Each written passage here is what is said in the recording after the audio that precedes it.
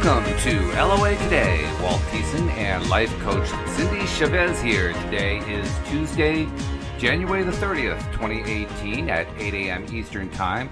Your first daily dose of happy for the day. And we have snow on the ground here in Connecticut. Cindie, we woke up this morning and, last night there was just grass, and this morning it's snow, and my wife hasn't got up yet, but when she gets up, there's going to be a shout of Yahoo! There'll be some celebrating going on, huh? Definitely some celebrating going on. In fact, I don't think there's going to be quite enough to satisfy her today. She wants to get some cross-country skiing and hasn't had much of a chance to do it this year. And I think she's looking forward to Friday, because Friday apparently we're supposed to get about a half a foot. And so the skis are going to be coming out. Wow. How much snow do you need to be able to go cross-country skiing? Well, you need to have enough of a foundation that, when you're standing on your skis, you're not down to the ground, right? You have to have some snow underneath. So, 6 inches is probably good. 12 inches is going to be better if the trail is groomed. If it's not groomed, then you got to be really ready for a workout. And by groomed, I mean, it's already been skied over, so that you don't have to be, you're stepping down with your ski and you're like 6 or 8 inches down into the snow. That's hard to ski in. Got it. Well, it'll be nice if the little bit that you got this morning stays around, right? And well, that's the question. That's the question, because, the ground is frozen, so it's possible it could stay. But on the other hand, it just depends on how much sun we get between now and Friday, because even in cold weather, sun will melt the snow. So, don't know. It could be either way. We'll find out. well, best wishes for her to have some really great skiing.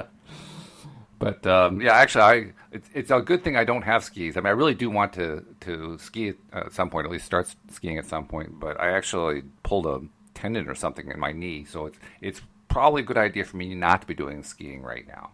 But, my wife would be very excited, that's for sure. So, how's it going for you? Anything great? Any wins happening down Baton Rouge way? Anything that, exciting? Well, the big exciting thing for me today is that my son, who lives in Dallas, is coming into town, and I'm really excited about that. Hooray! And we've got crazy weather. It's in the 30s this morning, which is really cold for us. And then I looked at the weather app to see, okay, how long is this going to last? And the high on Thursday is showing in the 70s. So wow. It really feels like it's been up and down and up and down, and just kind of hard to get used to. I appreciate it to be a little bit warmer, but hey, it's all good. We're not having storms and floods and hurricanes, so I can get the weather. Yeah, that's that's a big win right there. Just that you've got a whole lot better weather than that. If all you have to worry about is the temperature swing, that's fairly mild by comparison. Right, to exactly. say the least. Oh my goodness. So anyway, we are going to be talking about a contributor to law of attraction thought, or what is often called new thought, that doesn't get as much attention as some of the other players in the industry get. But he made quite a few contributions much earlier on than many others were even involved in it. And he was both celebrated and pilloried, depending on who you listen to. But we thought it was about time we paid a little attention to him. And you're really the expert among all the co-hosts on Neville Goddard. So I'm going to let you introduce the topic and just kind of get us started. So, Cindie, tell us about Neville Goddard. Neville Goddard. Neville Goddard actually ended up using a pen name of just Neville. And Neville is one of my favorites. And I'm not sure I would consider myself an expert on Neville, but I really, really do enjoy his thoughts. And, it was funny earlier, you were saying Neville's greatest hits, and I made the comment that I'm not going to say Neville was a one-hit wonder. That may really get me in trouble, too, with people who are big Neville fans. Yeah. But I'm a big fan, and it's not that I think he's a one-hit wonder, but we tell a story about Esther Hicks and giving Abraham's message, and they have live workshops where people will come and put themselves in the hot seat. Actually, everybody always wants to get chosen, I think, to be, to get in the hot seat with Esther and Abraham and to get to ask their question. And right. I think, Walt, you told me the story that a woman was kind of having trouble formulating how to ask her question. She said, I'm just having trouble kind of putting this together and know how to ask my question or what to ask. And that Esther said, well, or Abraham, channeled through Esther, said, we're going to give you the same answer no matter what you ask anyway. And that made me laugh, but it's the truth that, there's an answer here. And it's the same with Neville. When I think of Neville, I think of the main point that he always seems to come around to. So we will talk about that. But a little about Neville. Neville was, he came to the United States from Barbados in the 1920s. He was actually an actor and a professional dancer, and he was coming to the United States, to New York, for training, for acting school. And at some point, he met a Scotsman who gave him some books on metaphysical things, and he got very interested in those ideas. And then there's somebody in his writings that he met that was an Ethiopian Jew named Abdullah. I often wonder if that's why Neville went to one name, Neville. This guy had that could be a singular name, and he was very, very key in Neville's teachings as far as what he learned. And so he said that the first night that he met him, and we talked last week about favorite coaching questions. The first night he met Abdullah said, "What do you want?" One of my favorite questions. And he wanted to go back to Barbados to visit his family, but he was completely broke. He had no money at all. He says, "I didn't even have a nickel." And Abdullah told him that he needed to imagine himself in his father's home in Barbados in the winter. He said, when you fall asleep at night, imagine you're falling asleep there in that bed in your father's home. And don't think about that place that you want to go, but think from that place. Imagine that you are already there and that all your thoughts are coming from that place. And he says that within days, his brother sent him a message and a ticket saying, "Please come home for the winter. We want you here. We miss you. Here's your ticket." Wow. And so that idea of, as a matter of fact, one of my favorite compilations of Neville's is a book called The Power of Imagination, but he's also got a book, Awakened Imagination. I mean, this is his message. His message is to assume the feeling of the wish fulfilled. Just like Abdullah said to him, imagine yourself that you're already there, not thinking from here that you wish to go there, but thinking from that place of already being there. And so using your imagination to assume the feeling that your wish is already fulfilled. And that phrase, assume the feeling of your wish fulfilled, is scattered all through Neville's writings. And so for me, that's sort of his big hit, was that idea, that everything always came back to that idea of assuming the feeling of the wish fulfilled by using your imagination, by understanding how the imagination works. And he talks, in one of his books, he says something that always struck me as kind of funny, is he talks about the imagination and how we speak of it in a way that we don't have a clear definition. I'm going to read a little bit from the very first page of the first chapter in this book, Awakened Imagination. He says, "This word is made to serve all manner of ideas, some of them directly opposed to one another.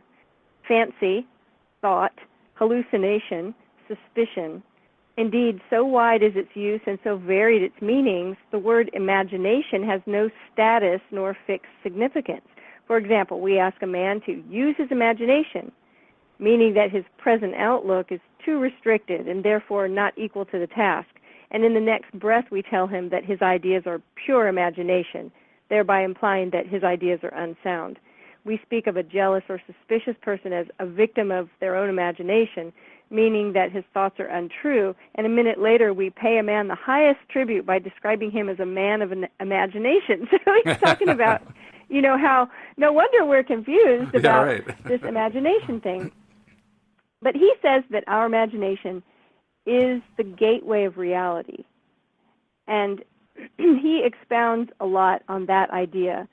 And then he also gets into a place where, and much of his writings is his very esoteric take on Christianity's scriptures. Mm-hmm. And so when reading him, there are going to be, especially in certain of his lectures and essays and his books, which are often small, like this one book I have in my hand is less than 100 pages. But he talks about, there's a scripture about Christ in you, the hope of glory. He says Christ in you is your imagination. So he has a very esoteric, idea of all the scriptures. He does not believe that Christ was a historical figure, but that it's all a metaphor and it's all got a meaning that is invisible, so to speak. And so that's interesting. I didn't realize that. I didn't realize he thought that. I can understand how some people would have a very hard time reading him, maybe depending on their own views about religion. Mm-hmm. Or about the Christian religion. Right. And so moving past that and just looking to what he's saying is how I dealt with that in the beginning. But I love the ideas that he has. I was going to, let's see. And while you're looking for that, I just wanted to mention that he was basically doing most of his writing, particularly toward the end of a very major domination of American society and American culture by Christianity and the Christian church. Because he was writing in the 1950s and, of course, 1960s. That's when all kinds of social change started to happen, including within religion, and churches began what has since been a long, slow decline in attendance and membership. So he was writing just as that was starting to come into the picture, so to speak. It hadn't actually arrived, and he wrote through the period where it kind of picked up speed. So you're right, there are going to be different people who have different feelings about it. Some are going to be offended that he had these things to say about their religion, which isn't true in their view, and others are going to say, well, I was never really a Christian anyway, and I don't even want to hear about all that. And then there's going to be the people in the middle. So he touched that third rail a little bit, which is a little bit dangerous. You're going to offend a lot of people on all sides when you do it. So I have to give him credit for having at least attempted to do that. Right, because I think there will be people that are very sure of their own understanding of the Christian scriptures, right? Mm-hmm. That will say, oh, I'm not listening to this. This is ridiculous. This is heresy. And then there will be people that are totally open to anything metaphysical, and they don't want to read it because they're like, oh, no, I don't do that. That sounds like church, and I'm not involved in that. Yep. And so, yeah, you're right. He's kind of gone the middle path there. But one of the things that I thought was really interesting, and that's what I was looking for, was that, and I remember there was a time about a year ago that this is how I am with Neville. Neville's like a friend, and so I realized, I haven't talked to Neville in a while. And, of course, since Neville's not with us anymore, I just mean I haven't had my nose in one of his books in a while. Right. And that's kind of how Neville and I get along, is that, I'll realize I'm kind of missing reading Neville, and I'll kind of sink in and read a bunch of it over the course of a few days, and then I might not pick it up for a while. But I had been thinking about Neville, and I'd been thinking about, he has a book called Feeling is the Secret, and so you see what I mean? Feeling is the secret. So that's kind of his great message, is to use your imagination to feel what you want already present. And I opened his book and I realized there was a chapter called Sleep. Hmm. And in this chapter, he describes sleep as being the door to our subconscious. He talks about he likens the subconscious to the feminine aspect of us and the womb of creation. And he says that our entire slumber is dominated by our last waking concept of self. Okay. So this is a message that I'm fond of and familiar of, is that, and you'll hear me talk about it, right? It's like the story we tell, our own personal story that we tell about ourselves, that we tell all the time. So with him saying, our sleeping period is dominated by our last waking concept of self, and that our concept of ourself is like a seed that's planted in our subconscious at the moment what we're creating or manifesting in our waking life. And so the thing that I think is so interesting about that is that idea of, you'll even see this with people that recommend affirmations. Oftentimes you'll see them recommending that you say your affirmations when you wake up and when you go to sleep. That's true. And it's that sort of liminal space that's in between asleep and awake, that our brain waves are in a certain pattern that's conducive to conscious creation. And so I think that was very, very interesting with that, idea that as we're falling asleep, whatever our last, consciousness, our concept of ourself is like a seed that's going to be creating, right? And so when this happened, I had written it down because I was really struck by that idea of falling asleep and that the whole seed concept and that womb of creation. And I also really am a big fan of Florence Scovel Shinn. So I had picked up one of Florence's book and just opened it and just read a line, and it said this. It said, "What you feel deeply or say with feeling is impressed upon the subconscious and carried out in the minutest detail." So I read that sentence while I was pondering this idea of Neville's of as you fall asleep, and it hit me. It's like, oh my goodness, if we ever have a sleepless night where we're lying awake at night because we're worried about something, Yep. I was like, if the thoughts that we have when we're falling asleep are the seeds that will grow into the experiences we have in our waking life, then boy, oh boy, what are we creating when we worry ourselves to sleep? This is true, yeah. It also occurs to me that, he isn't actually saying what happens during sleep specifically. He's talking about before and after. So I'm not quite sure how accurate what I'm about to say really is. But there seems to be a contrast between what he's saying and what Abraham Hicks, for instance, says. Because Abraham Hicks says when you go to sleep, you're not doing any attracting. Law of attraction has you have a reprieve from it, so to speak. And when you awaken in the morning, then it kicks back into gear. He doesn't seem to be saying that. He seems to be saying, no, there's actually creation going on during sleep.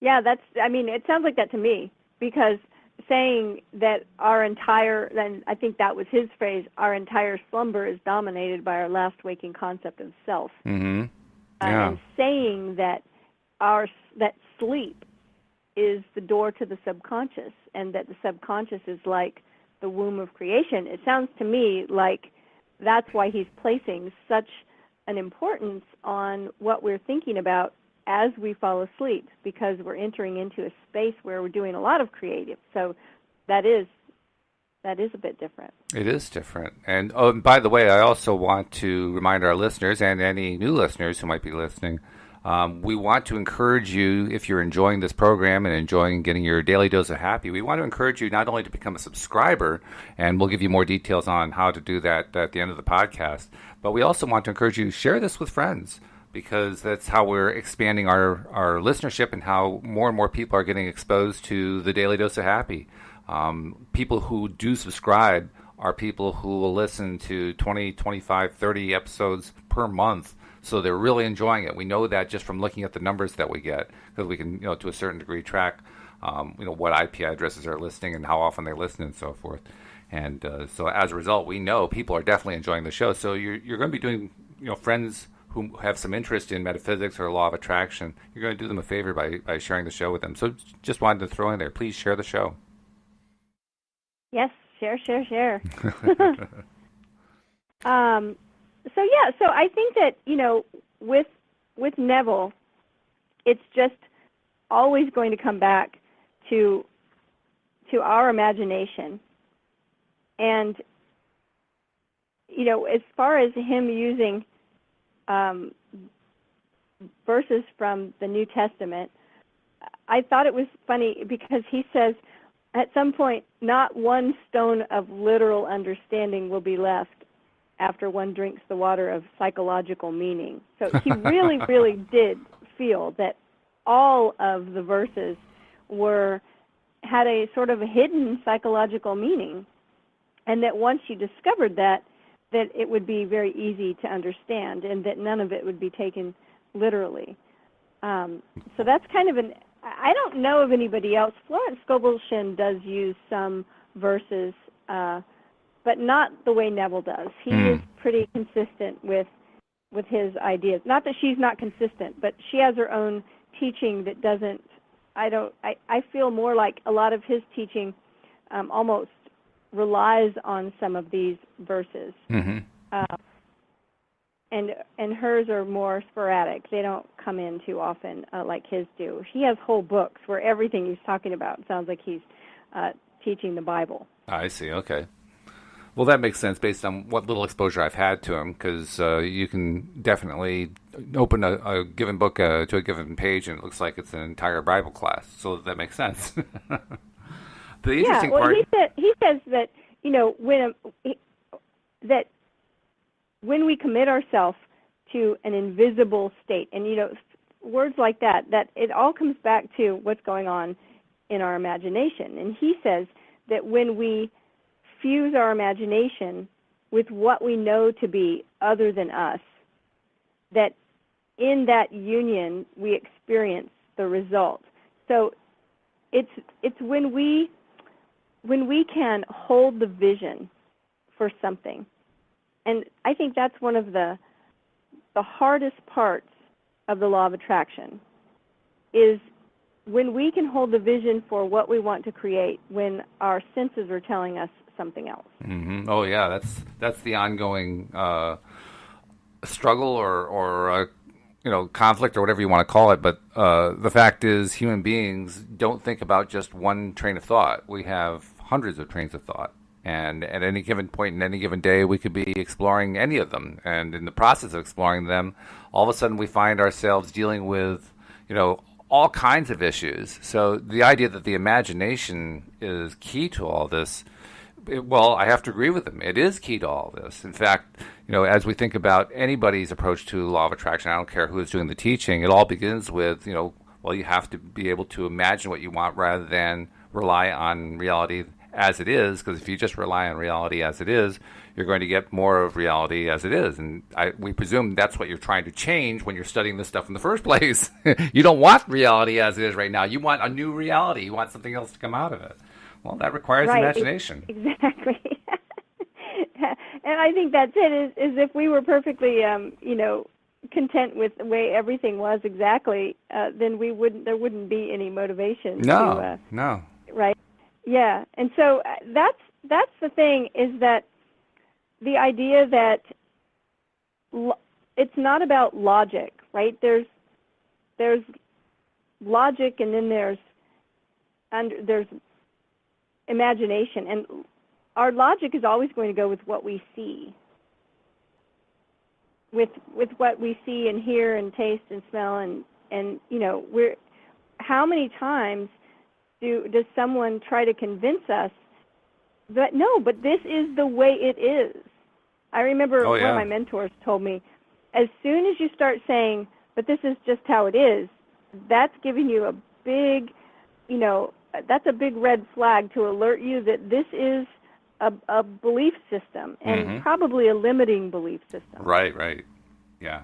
And so with Neville, he is saying that's just not going to serve you in creating something consciously, paying attention. Do you ignore it? No. I mean, you do.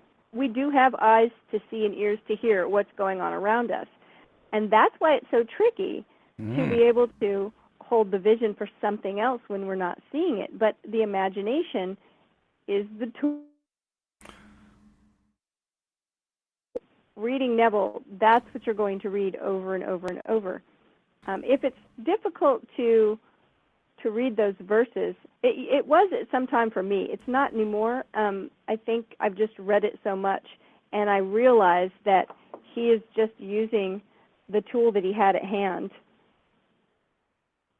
Yeah, that makes sense. It also makes sense to me that you're going to focus on imagination because whenever we think about how are we going to change our perception of reality, the easiest way to do it is by kind of reverting back to childhood. Because in childhood, all of us had the experience one way or another, to one degree or another, we had the experience of imagining stuff.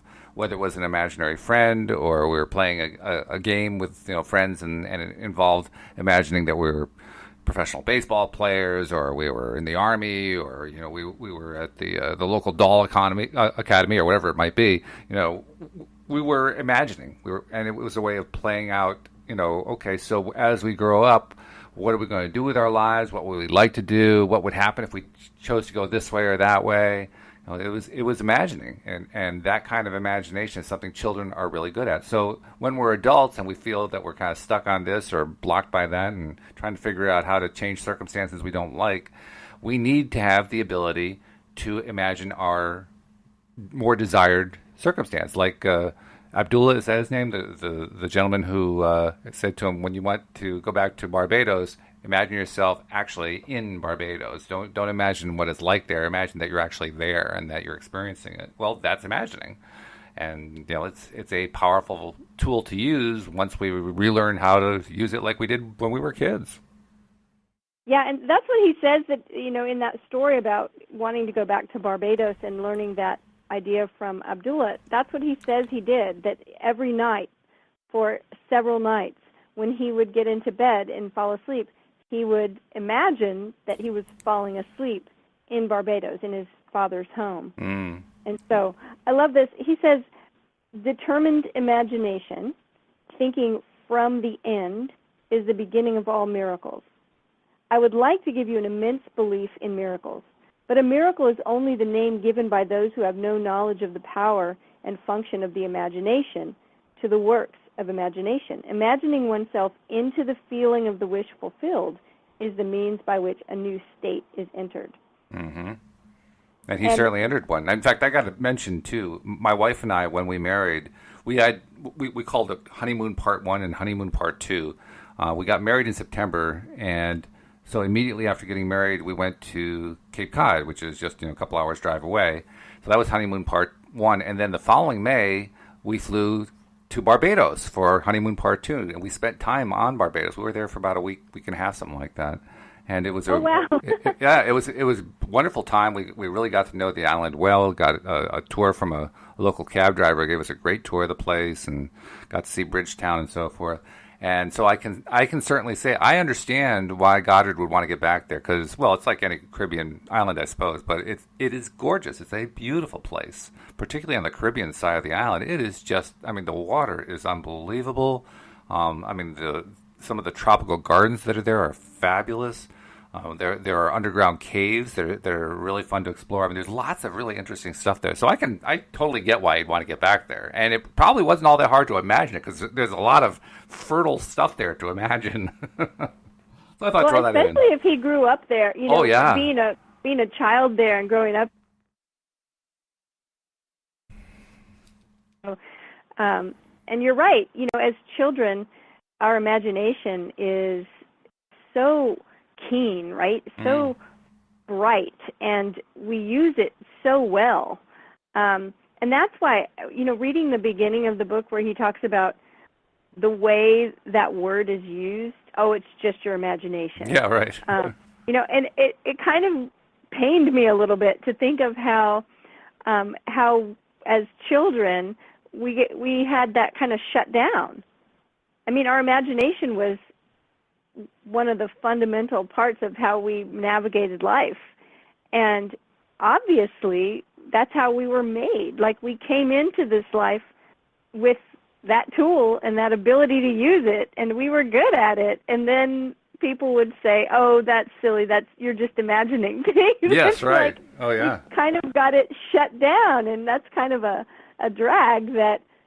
In fact, one message I remember getting, not so much for myself, but I remember friends getting it because I didn't really have an imaginary friend, but I had friends who had imaginary friends, and the response from an adult was always, "Oh, that's just his imaginary friend. Like, that doesn't really matter much." And what a message to get as a kid! Like, your imagination isn't all that important. And I really think that we do get that message a lot as kids, and of course, now that I'm not a kid anymore and that I have kids of my own, I'm always like, oh, gosh, I hope I didn't shut people down when they were kids, right? But, we all do. We're all doing the best we can at any given time, Absolutely. Right? Oh, yeah. Yeah. So that, I really think that Neville delves into, some practical ways, but mostly it's just going to come back to that. It's going to come back to, it's almost to me like a meditation, that you learn how to bring yourself back into holding that vision. I think that being able to hold a vision is probably one of the most important things we learn as conscious creators. I agree. And because, the I'm making air quotes, right? The reality is always in our head, but the reality, when people say, well, the reality is, I don't have the money, or the reality is I am single and I don't have a relationship, or whatever it is they want to correct. And it's learning how to place ourselves in that vision and think from there. It takes practice. It doesn't just, I think it came easier to Neville when I read his story about first learning about it. But I think I don't want to use the term beginner's luck, but I do want to say that sometimes we learn an idea and we just do it without questioning it too much. And when I read the story of Neville hearing about, saying, what do you want? Oh, I really want to go home. I'm homesick. Okay, well, I'll tell you, this is what you do. When you go to sleep tonight, I want you to just pretend that you're already there. Just imagine, think from that place. Okay. It's not too much overthinking of it, right? Right. Sometimes we luck into success because we're not so attached to whether we're doing something right or... This is true. Yeah, and so when I read it, I think of that. But I really do love his work. And I know that you said that you didn't have a lot of experience, so I'm really curious about the little experience of Neville's teachings that you did have. What comes up for you immediately when you would hear someone talk about Neville Goddard? Is there a teaching that right away, you would be familiar with that you would think of? Not particularly, no. I hadn't studied it enough to have a clear mental conception of what his overall message was. But the little bit that I had read, the parts that I read that didn't have any kind of biblical references, just they made sense in terms of what I understood about law of attraction from, say, Abraham Hicks or from other sources. So I said, oh, okay, well, yeah, he's definitely talking about the same thing there. The sections that I saw that were heavily laden with biblical interpretation, I didn't read because my own background was I had a big rebellion against church when I was in my early teens, and I really had no desire to go back there and relive that again, so I just stayed away from that part. So I can't say I really read enough of Neville's stuff to have a really clear conception, other than the fact that the non-religiously written stuff certainly made sense to me. But no particular concepts came up. So when you're talking about how... Well, I knew that his big book was called The Power of Imagination. And so clearly that ties in with what you're talking about, because you're saying, well, imagination was really big with him. Well, yeah, I can see that. Imagination would be really big. And that is a very important skill to learn. Like you were saying, the idea of maintaining a train of thought. I remember when I was first trying to apply law of attraction, I've said this many times on the podcast, but man, oh man, did I have trouble staying on my desired train of thought. My brain, my mind would just go off at the drop of a hat in any direction other than the one I was trying to imagine. And it drove me nuts. I mean, literally, it was a success. If I could hold the same train of thought for 5 seconds, it was like, whoa, I finally did it. It's not easy. It really isn't. It takes practice. I think the biggest, tip for someone that's, having trouble holding the vision is to remember that just like meditation, where we continually just keep bringing ourselves back, bringing our mind back to the center or to the quiet or whatever we're focusing on, when all of a sudden we realize our mind is drifting. With holding a vision, when all of a sudden we realize we're worrying about that thing, mm-hmm. or we're really feeling a lot of resistance, we're attached to a certain outcome, when we have that awareness, we bring ourselves back. I mean, it's going to be like that. That's going to be part of the process, is catching yourself, like mind drifting over there, and then bringing it back. It's okay for that to happen. I mean, that's part of it, yeah. And one of Neville's books is actually called The Power of Awareness. Those are the two I would really recommend to somebody who has not read any Neville, would be Awakened Imagination and The Power of Awareness. And all of Neville's stuff is online for free. I mean, I have bought some of want to have the hard copy in my hand. I love to use a highlighter and really, write my idea margins. But mm-hmm. all of Neville's work is all over the place for free online because it's public domain. So right. So you can just, do a search for, Neville Goddard, Awakened Imagination or Power of Awareness, and you're gonna find. And most of them are short. As a matter of fact, the big book that I have that's called The Power of Imagination, it's just a compilation of smaller books. Yeah. Mm-hmm. So there is no, book that's, huge. I think, and there a lot of his lectures are online as well. Like you said, I'm trying to remember where he used to teach, because for years he taught at the same place, and it could have been a church or a civic kind of auditorium. But when you were talking about what was going on with the church at that time, and things changing, it reminded me of, I was like, well, kind of what he did, it may have even been in a church, but he had like a lecture that happened on a certain night at a certain time, just the way someone would go to church. Mm-hmm. Like they go every Wednesday night or every Sunday morning or whatever. Right. He had his thing, and it was a regular, thing that he taught and spoke at the same place. So it's almost like there was sort of a, Church of Neville, right? I mean, people were going to hear his lectures, and they happened at the same date and time. Every week or whatever. I do know that for iPhone users who are interested in hearing his lectures, you can actually find them in the iTunes store, and there are literally hours and hours and hours and hours of him talking. Wow. Now, I have to give you a little heads up, and that is he's not the most dynamic speaker. He does tend to talk a bit in a monotone, so you might want to be lying down ready to go to sleep just in case. But well, hey, if his theories hold true about falling asleep, it might be the best thing to fall asleep to, right? Yeah, there you go. I mean, really, why not? So, yeah, I was kind of scanning a little information I had to see if I could find, just for fun, to see where it was that he used to teach, but I don't see it. But I have read before that he, he really influenced a lot of people.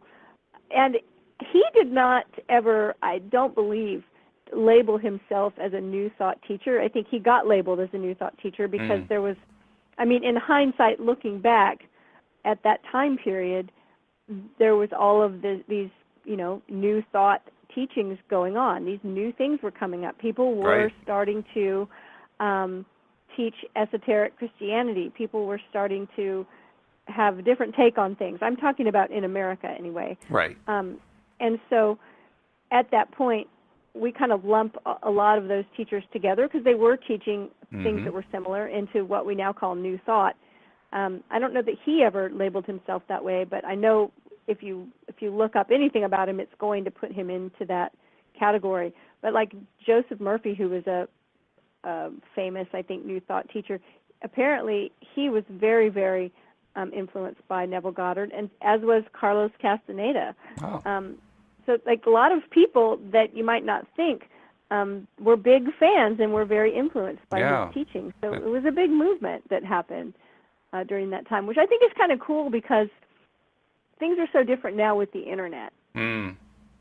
You know what I mean? I mean, almost any viral if it doesn't have a whole lot of substance. But when I look back, and you look back at a time where we didn't have, 500 channels on television, and we didn't have the internet, and we didn't have, the way we communicate now, cell phones and everything, it seems like information would have really had to have an impact for it to kind of go viral, so to speak. Oh, yeah. And the proof is in the number of books that did go viral, because it's a very small handful. There was a lot of stuff written, like you're saying, going back to the 19th century, but so little of it actually moved forward. In fact, one that comes to mind is Napoleon Hill, Think and Grow Rich. And I think one of the reasons his was, in a sense, allowed to go viral was that he didn't really go into the more esoteric part, the New Thought part very much. He implied it. He said he would write things in his book like,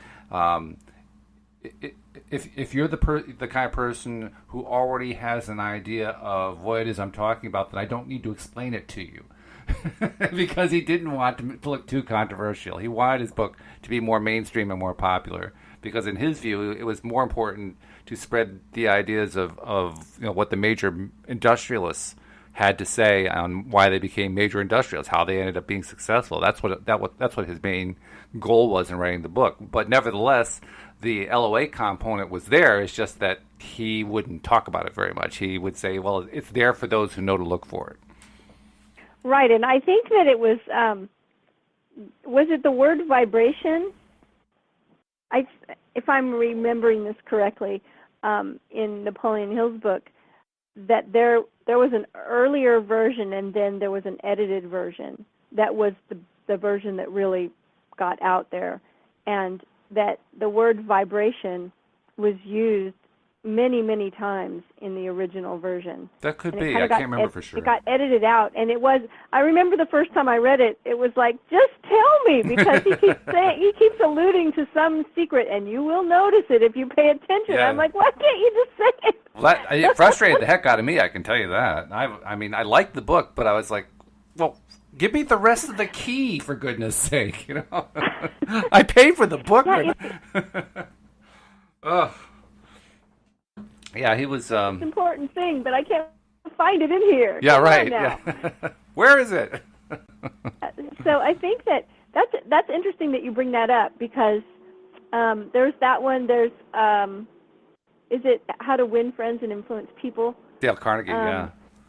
But there really were only a handful that really became huge, I guess, bestsellers. I don't even know if that was a term used then.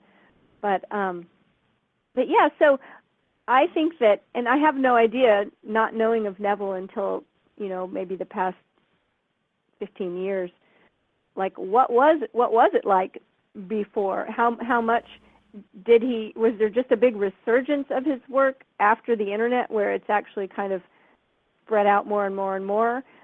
Were the people that were really, into Neville back then when he was still teaching? He died in the early 70s, I believe. So was it all word of mouth? Yeah, he died in 1972. So he was speaking in Los Angeles, in the decades before that, and in New York. Was it only people that was it just word of mouth? I'm curious about that. I would think so. I mean, I certainly had not heard of Neville Goddard before I became aware of the law of attraction, and that was just 10, 11 years ago, something like that. So I know in my own case, I had no idea who Neville Goddard was. I'd never heard the name before. So I imagine, it's without an internet, without having, the widespread benefit of being on a bestseller list, and yes, bestseller lists did exist then, I would think he was probably regional in his popularity, and maybe even local regional, so that only a certain segment of the community knew about him, and it was probably the same kind of regional attention that would say, go to, let's see, I'm trying to get an example off the top of my head, and I'm not finding something quickly, but, or maybe not even regional, like, completely different genre, having nothing to do with New Thought. Ayn Rand had her own little circle of people. It was a conservative thing, and if you didn't know who Ayn Rand was, you didn't know who Ayn Rand was. You had no idea. You might have heard her name because she had a popular novel that sold well, but that was about it, So yeah, it was probably very localized, I would think. And then my guess is that with the popularity of Law of Attraction, with the movie The Secret, with Abraham Hicks, with all of that, and the powerful engine of social media and the internet, that Neville just got swept up in all of that and kind of had a resurgence of popularity. I mean, that's my guess. There were a number of people, though, who were involved. You mentioned Dale Carnegie. He was certainly alive around the same time, maybe a little bit earlier than Neville, but they were definitely alive at the same time period. Norman Vincent Peale, The Power of Positive Thinking, that was a huge book in the 1950s. And it makes me wonder, did these people know each other? Had they met? Had they conversed? Had they shared ideas? Because there was a lot of similarity between what each of them were saying. They each had different topics. They each had different approaches, but the similarities were pretty clear. So I'm just curious if they ever talked. They did have in the later time period, they did have television and radio. Yep. And so I know they had radio shows. So I'm sure they were finding each other and hearing each other's message that way. And that's why there's so many people in the New Thought movement who claim that Neville affected their own belief system and their own teachings. So I definitely would say it's worth picking up, and I've got the copy of Awakened Imagination here in my lap, and it's a small book with big margins and less than 100 pages. Yeah, that caught my attention about him too, because while I haven't really read any of his stuff cover to cover, I was kind of surprised at how short the books are. They aren't like 300-page tomes. They're pretty short.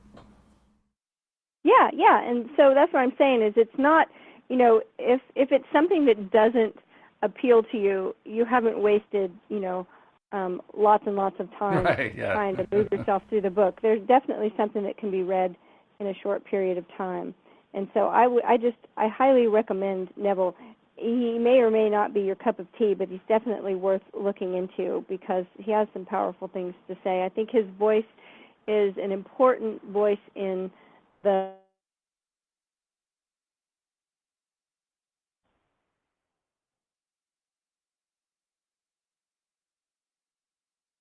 Uh-oh, did we lose you?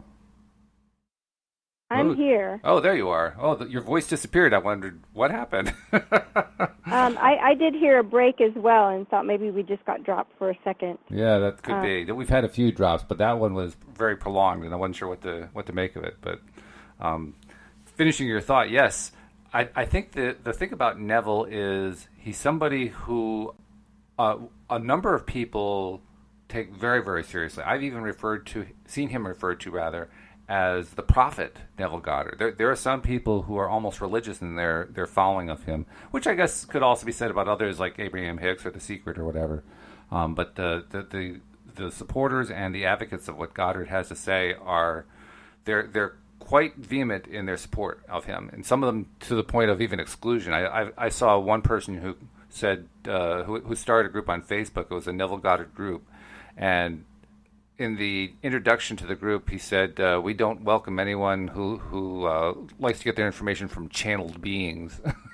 Oh wow! Clear shot. I was gonna say that it's interesting that some people may give more weight to a message because it's being channeled, and other people may not want to listen to the message because it's being channeled. Oh yeah. And kind of the same thing with Neville. Some people may give more weight to his message because, some people say he's a prophet and he quotes these verses. And then other people may be like, yeah, that's not my cup of tea. I try to look at everything as, does the message stand on its own? It doesn't really. I don't really care that Abraham Hicks's message is channeled. It doesn't give it more weight for me. I just want to know what the message is, and then does that message resonate with me as, having value. Right. Oh, yeah. And I think that's interesting. Like, we don't welcome people who hear messages. I thought that was, thought that was pretty wild. I understand where someone could have that Sure. viewpoint of, that's not for me, right? Yep. So, but I just like to say that, any information that we hear, wherever it comes from, does the message stand on its own? That's what Joel and I used to talk about quite a lot when we talked about Abraham Hicks materials, that it doesn't really matter whether you believe in the channeled part of it. If you want to believe that Esther Hicks went and dug up an old tablet in the mountainside, that's fine. It doesn't make any difference. What matters is the message any good? Just does it, like you say, does it stand on its own? And for me, when I read the Hicks materials, it does stand on its own. I don't care that it came from a channeled source. Personally, I actually like the channeled source, but whether I like it or not is irrelevant. The material is good. It's really good. It's more meaningful and more accurate, in my view, than anything else I have ever read. No, I agree. And it doesn't matter to me whether it's channeled. It doesn't give me any more weight. It doesn't give the message more weight, in my view. I'm happy to think that Esther Hicks is just a brilliant human being that came up with it, on her own. It doesn't matter to me. but evaluate it on its own merit, and that's how I look at Neville. And it's just Neville's ideas have borne fruit in my own life, in my own experience. So maybe that's the important way that we look at things. Yeah, I'd say so. We hear the message, we try it out, and did we have success with it? Did it impact our life in a positive way or in a good way? That's how I have to look at it. And the other thing that I think is very interesting, not so much for myself because my own background was quite different from it, but for those who are religiously oriented, there's actually plenty of material, biblical material, that they can look at if they're trying to explore the whole New Thought concept. That's what Goddard was trying to do. Even if you're religious and you don't like the way Goddard interpreted the scriptures, you can certainly find scripture pretty easily that does teach very nicely. To my mind, the clearest example of LOA in the scriptures is the concept of sowing and reaping. As you sow, so shall you reap. Well, that's clear law of attraction. The sowing part is what you're imagining and what you're putting yourself into, what you're thinking about, and the reaping is, well, it shows up. It's pretty straightforward, Right. That's the most obvious one, but there are also many other less obvious examples as well. So really, it comes down to what information are you looking for, what kind of answers are you looking for, and what resonate with you. For me, it may resonate differently from the way it resonates for you, Cindie, and how it resonates for each of us may resonate differently from what resonates with somebody else. That part doesn't matter. What matters is what does resonate, what does make sense. And ultimately, if you're going to be true to yourself, you have to stick to thought processes and activity processes and feeling processes that work with you. And ultimately, if you stick to that as a rule, if it's stuff that resonates deep down inside, then the differences don't matter all that much, because we're all going to end up in the same place, so to speak, anyway. We're all going to come, in the long run, very much to the same conclusions. We'll just come there from different viewpoints. Agree. And so that's why it's important to find, teachers that feel true when you're looking at them and that don't, cause a lot of resistance. We're trying to release the resistance. We're trying to have less resistance. So finding teachers that appeal to you, and it may just be the way they write, their writing style, their speaking style, the stories they use, are easy for you to understand. I mean, it can be really simple, but whether you enjoy reading something or not. And since we're always going for the better thought, there are some people that I know their writing is brilliant, and when I read it, I struggle through it. And I know I had one teacher that I just loved the way he wrote, but when any time I would read it to a friend of mine, she'd say, I can't understand a thing he's saying. It seems clear as day to me, right? So everybody's going to accept it a little different. But I was looking at something because I made a mark here last night. I wanted to bring this up. So talking about that story that we always tell, right? He talks about like inner listening. Mm-hmm. And I love this so much. He says, make your inner conversation match your fulfilled desire. What you desire to hear without, you must hear within. Embrace the without within and become one who hears only that which implies the fulfillment of his desire. And all the external happenings in the world will become a bridge leading to the objective realization of your desire. Your inner speech is perpetually written all around you in happenings. Learn to relate these happenings to your inner speech, and you will become self-taught. By inner speech is meant those mental conversations which you carry on with yourself. They may be inaudible when you're awake because of the noise and distraction of the outer world of becoming, but they're quite audible in deep meditation and in dream. But whether they're audible or inaudible, you are their author, and you fashion your world in their likeness. I love that so much. Yeah, that's because nice. We're always, we might not have a lot of mental chatter, or we may go through times when we have a little too much mental chatter, but we're always carrying on some kind of story and conversation with ourselves. Yeah, right. And it's one of the things that I teach in some of my workshops is if you want to know what you're believing and what your mental conversation is and what your story is about yourself, just look around. Just see what's being created. Mm-hmm. See what's going on. There it is. Yeah. And I love the way he says, your inner speech is perpetually written all around you in happenings. That's probably the hardest part of all. It's a wonderful thing to know we can change it. Yeah, when we're first confronted with this idea of the new thought or the law of attraction or whatever, that's probably the hardest part of all. Deciding, do I see a correlation? Do I see a correlation between what's been going on in my mind and what's going on outside? If I don't see a correlation, I'm going to have a hard time buying into it. But if I see a correlation, if I start noticing correlation, then I'm going to be more open to it. And you mentioned, authors and so forth that can give us trouble and you have a hard time getting through it. One of the books that was actually by far the hardest one for me, and I couldn't even finish it, was the book The Course in Miracles. All that book ever did for me was give me a royal migraine headache. I mean, literally, there was nothing about that book I liked. My brother loved it. My brother thought it was great. I was practically throwing up. I mean, two brothers, two entirely different reactions to it. The point being that if you're reading about something, if you're getting ideas from a source and that source isn't working for you, just change sources.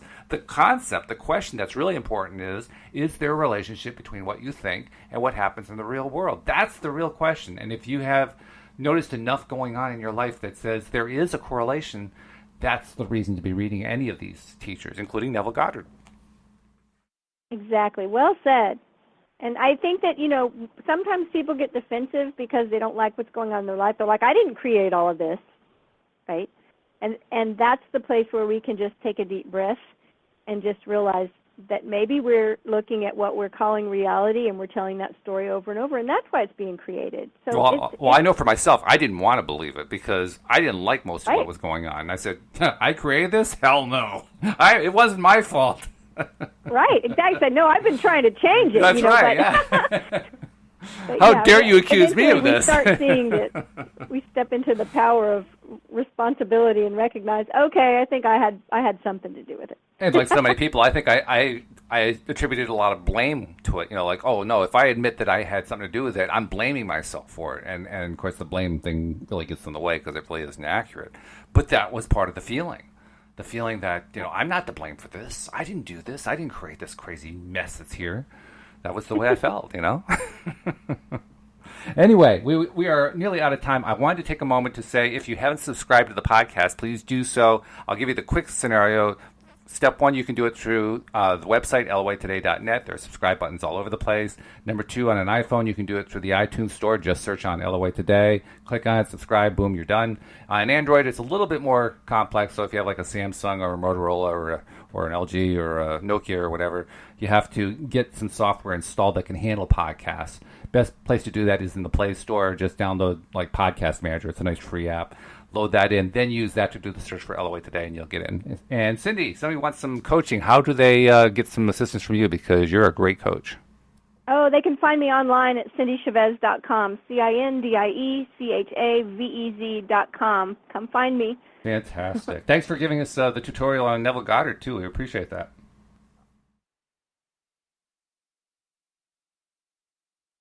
Oops, lost it again. We'll try once more. Thanks for giving us the tutorial on Neville Goddard. We appreciate it. Oh, you're welcome. All right. And thanks for listening. Yeah, we'll see you all next time here on LOA Today. Goodbye, everybody. Bye-bye.